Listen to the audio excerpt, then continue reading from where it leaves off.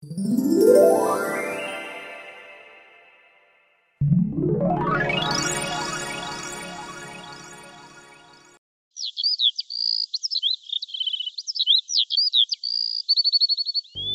রাতটা পার হলে আমাকে বাড়ি ছেড়ে চলে যেতে হবে চিরদিনের জন্য। আর কোনোদিনই কি আমি তাহলে সূর্যের সাথে দেখা করতে পারবো না? এ কি হয়ে গেল? আমরা দুজন যে দুজনকে ভালোবেসে গেলাম শুধু, কিন্তু কোনোদিন পাওয়া হবে না। আমার তো দমটা বন্ধ হয়ে আসছে এটা ভেবেই। ভালোই হতো যদি সূর্যের মনের কথাটা না জানতাম, তাহলে আজকে কষ্টটা পেতে হতো না।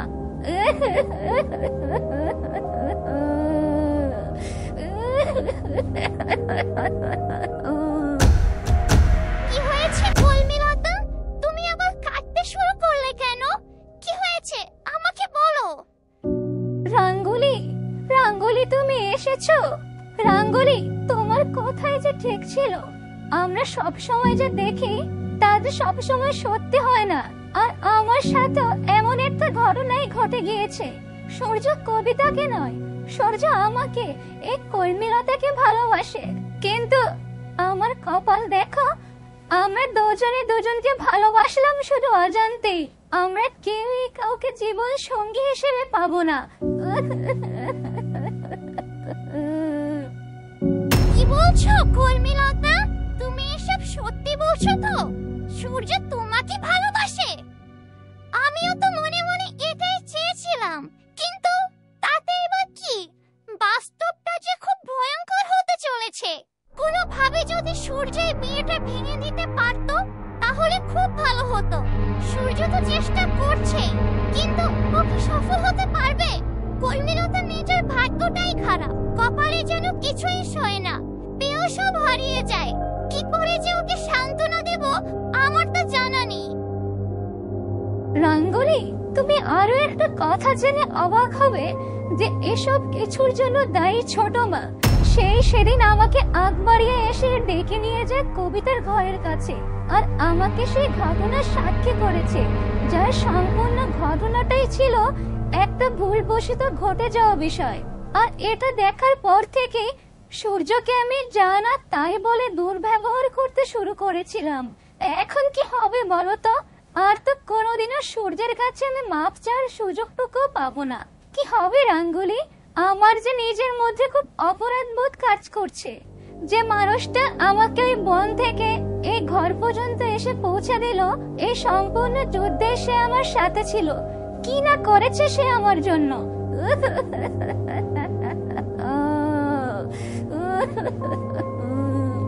তার মানে এই সব কিছু নষ্টের গোড়ায় কুচিটে বুড়ি। আজ কুচিটে বুড়ির রক্ষে নেই। ওকে আমি অনেকবার সাবধান করেছি কলমিলতাকে কষ্ট দেয়া থেকে বিরত থাকার জন্য, কিন্তু ও আমার কোনো কথার পরোয়াই করেনি।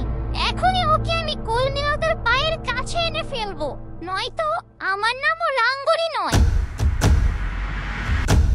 এই বলে রাঙ্গুলি ছোট বউর ঘরে যায়।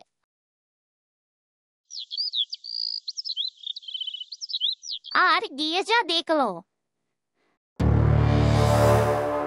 যাক ভালোই ভালোই কলমিলতার বিয়েটা হয়ে যাচ্ছে বলা যায়। তেমন কোনো বাধা বিপত্তিও আসেনি। কলমিলতার বিয়েটা একবার কাল হয়ে গেলেই আমার তো টললে ভর্তি ভর্তি শুধু টাকা আসবে। মহাজন তো আমাকে আগেই কথা দিয়েছিল, এই বিয়েতে সবাইকে রাজি করাতে পারলে বিয়ের পরে সে আমাকে অনেক টাকা পয়সা দেবে। কাল তো সেই শুভ দিন, কালকের দিনের অপেক্ষায় তো আমি এতদিন আছি।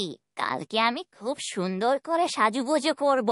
কলমিলতার বিয়ে পাকা হওয়ার সময় মহাজন যে টাকাটা দিয়েছিল ওটা দিয়ে একটা গয়নাও কিনেছি, কাল সেটা পরবো। ওহ, কি যে আনন্দ হবে না কাল! কত কিছু করে ফেললাম আমি আমার এই শয়তানি বুদ্ধি দিয়ে, কেউ টেরও পর্যন্ত পেল না। খুব মজা হবে কাল। দাঁড়াও কুচুটি বুড়ি, তোমার মজা আমি বের করছি। তলে তলে তোমার এত শয়তানি, এই হলো তাহলে আসল কারণ। এই কি তুই এখানে রাঙ্গুলি? আমার ঘরে এসেছিস তুই আমার অনুমতি না নিয়ে? তুই লুকিয়ে লুকিয়ে কখন থেকে আমার কথা শুনছিলি শুনি? সেই কৈফিয়ত আমি তোমাকে দেব না কুচুটি বুড়ি, তবে এখন আমার সাথে তোমার কাজ আছে, চলো তাড়াতাড়ি। মানে কোথায় যাব আমি? বলা নেই কয়া নেই, তুই আমাকে এভাবে আসামির মতো করে নিয়ে যাবি আর আমি চলে যাব তাই ভেবেছিস? আমার সাথে এমন ব্যবহার করার সাহস তুই কোথায় পেয়েছিস? তুই জানিস আমি তোর কি করতে পারি? তুমি আমার কি করবে? করবো তো এবার আমি। তোমাকে কলবিলাতের কাছে আমি নিয়ে যাব এক্ষুনি, আর ওর কাছে তোমার ক্ষমা চাইতে হবে। তোমাকে আমি আগেও সাবধান করেছিলাম কলমিলতাকে কষ্ট দিয়ে কথা না বলতে, কলমিলতার পিছু না নিতে, কিন্তু তুমি আমার কোনো কথাই রাখোনি। এখন চলো, তোমাকে এর জন্য শাস্তি পেতে হবে যে। না, আমি কিছুতেই কলমিলতার কাছে ক্ষমা চাইবো না। আর আমি কি বা করেছি শুনে? আর তোর কত বড় স্পর্ধা, তুই আমার সাথে এমন আচরণ করছিস? বলে সাপের 5 পা দেখেছিস নাকি রে তুই? রাঙ্গুলি, নিজের ভালো চাস তো এক্ষুনি এখান থেকে চলে যা, নয়তো কিন্তু। কি করবে শুনি তুমি? আমাকে মেরে ফেলবে বুঝি? ঠিক যেভাবে তুমি কলমিলতাকেও জীবন্ত মাটি চাপা দিয়েছিলে। উচিতে পড়ি, আমি কিন্তু সব কিছুই জানি তোমার কুকর্ম সম্পর্কে। আর এখন তো এটাও জেনে গেলাম যে তুমি কলমিলতার সাথে মহাজনকে বিয়ে দেওয়ার জন্য অগ্রিম টাকা নিয়েছো। তোমার ভাগ্য ভালো যে সবকিছু জানার পরেও তোমার কুকর্ম এখনো ফাঁস করে দেইনি। তাই বলছি, ভালোই ভালোই চলো আমার সাথে, নয়তো তোমার চুল ধরে আমি টেনে নিয়ে যাব কলমিলতার পায়ের কাছে, আর সবাইকে সবকিছু বলেও দেব। তোর এত বড় সাহস, তুই কিনা বললে আমার চুল ধরে টেনে নিয়ে যাবি? তুই আমার নামে মিথ্যে অপবাদ দিচ্ছিস কিন্তু। আমাকে বিপদে ফেলানোর ধান্দা, তাই না শয়তান পাখি? ঠিক আছে, তুমি যাবে না, তাহলে আমার আর কিছু করার নেই। আমি এক্ষুনি বাড়ি ভর্তি সবার সামনে গিয়ে তোমার কুকর্ম ফাঁস করে দেব, আর বড় চাচিকেও বলে দেব তুমি কলমিলতাকে জীবন্ত মাটি চাপা দিয়েছিলে। তখন কি হবে একবার ভেবে দেখো তো। আরে, এই রাঙ্গুলিটা আবার কোত্থেকে এসে জুটলো? আমার সুখ দেখছি কপালে সইছেই না, আসতে না আসতে তা হারিয়ে যাচ্ছে। ওই ভাবলাম আনন্দ করব, আর এখন দেখছি আমাকে নাকানি চুবানি খেতে হচ্ছে। তবে রাঙ্গুলি কিভাবে জানলো যে আমি কলমিলতাকে মাটি চাপা দিয়েছিলাম? তার মানে কি উর্মিলতাও বিষয়টা জানে? না না না, ওরা যদি এটা ফাঁস করে দেয় তাহলে আমার কি হবে? যাই হোক, এখন কিছুদিন ওদের কথা শুনে চলতে হবে আমাকে। এরপরে সুযোগ বুঝে দুটোকেই আমি শেষ করে দেব। এরপর রাঙ্গুলির সাথে ছোট বউ উর্মিলতার ঘরে গেল।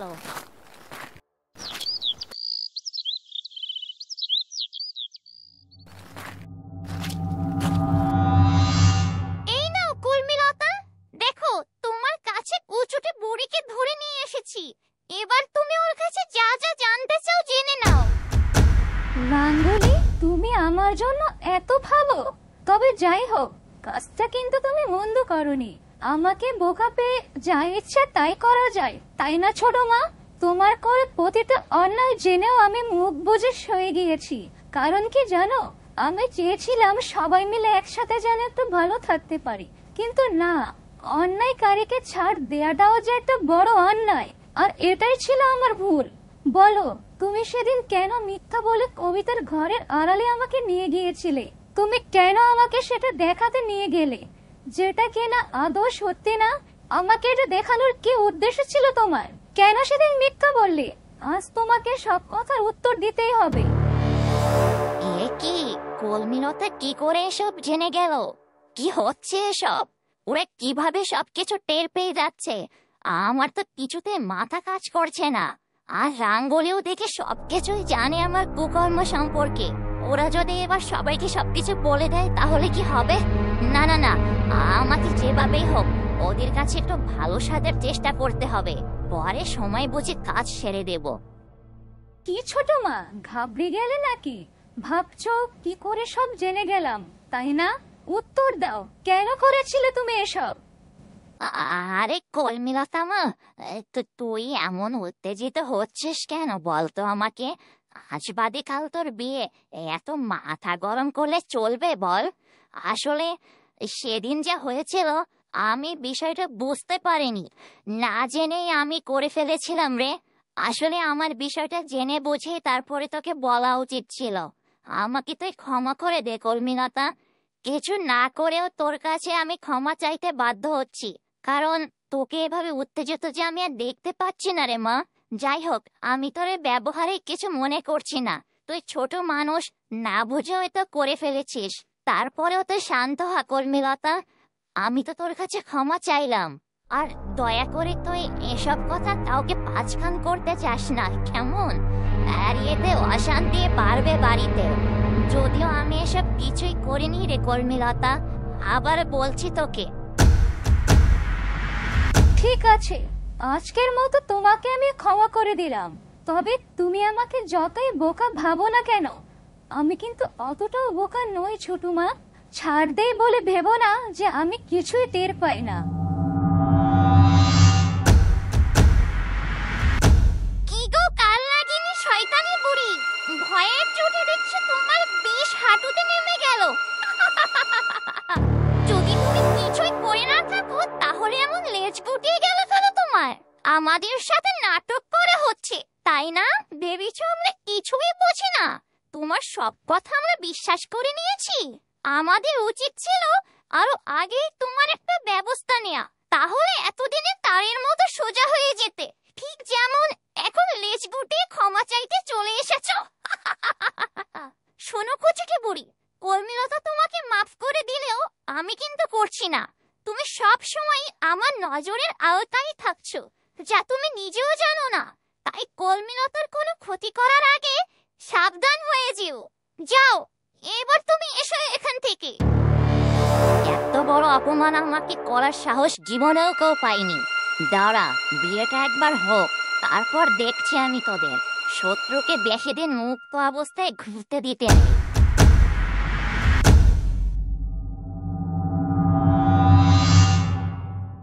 রাঙ্গুলি, তোমাকে অনেক ধন্যবাদ। আমি না বলা সত্ত্বেও সাহস করে তুমি ছোট মায়ের মুখোমুখি হয়েছো। কিন্তু আমার মনে হয় না যে সে ভিতর থেকে শুধরে যাবে। আমাদের কিন্তু এখন আরো বেশি সাবধানে থাকতে হবে তার থেকে। যাই হোক রাঙ্গুলি, এখন কি হবে বলো তো? কাল তো আমার বিয়ে হয়ে যাবে। সূর্যর যে কি হবে এটা ভেবে যে আমার মনটা পাগল পাগল লাগছে। কি থেকে যে কি হয়ে যাচ্ছে। কর্মীলতা তো জানিও না সূর্য মহাজনের আসল রূপটাকে উন্মোচন করার জন্য চেষ্টা চালিয়ে যাচ্ছে। আমার দেখা মতে সূর্য ব্যর্থ হওয়ার ছেলে নয়। ও যেমন বিচক্ষণ তেমন সাহসী। হয়তো কালও ভালো কিছুই হতে চলেছে সবার সামনে। বলছি কর্মীলতা, তুমি এতটা ভেঙে পড়ো না, বুঝলে তো? কখন যে কি থেকে কি হয়ে যাবে তা টেরও পাবে না দেখবে। ভাগ্যে থাকলে সবকিছুই সম্ভব। তুমি এখন শুধু একটু শান্ত থাকো না।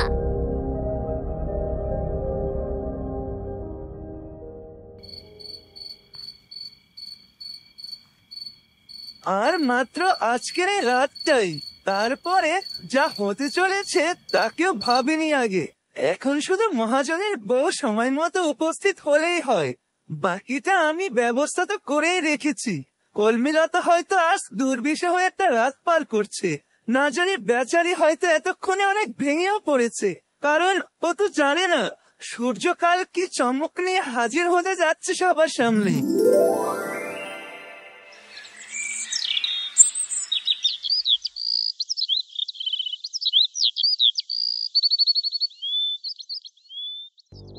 কাল সারা রাত দু চোখের পাতা এক করতে পারিনি আমি। আমার নিশ্বাস যে রীতিমতো বন্ধ হয়ে আসছে। একটু সময় পরেই হয়তো ওরা চলে আসবে আমাকে বিয়ের বেনারসে পরাতে। এই তো বলতে বলতেই তো কবিতা এসে পড়েছে।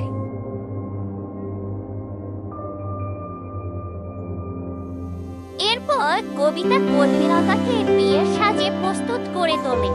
আর কর্মীলতাকে বিয়ের সাজে একদম রাজরানীর মতো লাগছিল। তার থেকে যেন চোখ ফেরানোই দায়। আর এদিকে মহাজনও তার মতো করে বর সাজার প্রস্তুতি নিচ্ছিল। পিন্টু, আরে এই পিন্টু, কোথায় গেলি রে তুই? তাড়াতাড়ি সব নিয়ে আয় এদিকে। অনেক দূরের পথ যে, যেতে তো দেরি হয়ে যাবে। আসছি মহাজন সাহেব, আসছি।